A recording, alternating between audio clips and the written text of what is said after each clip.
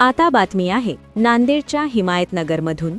हिमायतनगर शहरातील श्रद्धास्थान असलेल्या इच्छापूर्ती वरद विनायक मंदिरात चतुर्थीच्या मध्यरात्री अज्ञात चोरट्यांच्या टोळीने मोठी चोरी केल्याची धक्कादायक घटना उघडकीस आली आहे। चोरट्यांनी मंदिरातील सीसीटीव्ही कॅमेरे फोडून 2 ते 3 कुलूप असलेला लोखंडी गल्ला तोडला असून त्यातील रोख रक्कम व मौल्यवान साहित्य लंपास केले आहे।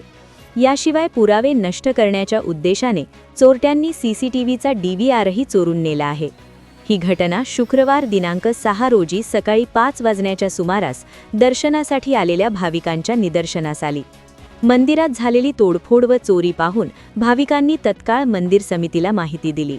माहिती मिळताच हिमायतनगर पोलीस ठाण्याचे कर्मचारी घटनास्थळी दाखल झाले।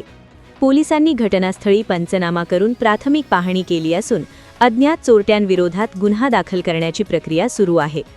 चोरीत नेमकी किती रक्कम व कोणते साहित्य चोरीस गेले याचा तपशील मंदिर समितीकडून घेण्यात येत आहे।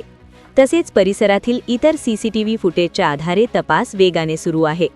या घटनेमुळे शहरात एकच खळबळ उडाली असून श्रद्धास्थानांच्या सुरक्षिततेचा प्रश्न पुन्हा एकदा ऐरणीवर आलाय। Bureau report GK news Himayatnagar Nanded. तुम्ही पाहत आहात महाराष्ट्राच्या कुशीतलं जीके न्यूज मराठी, सात जनतेची भूमी महाराष्ट्राची।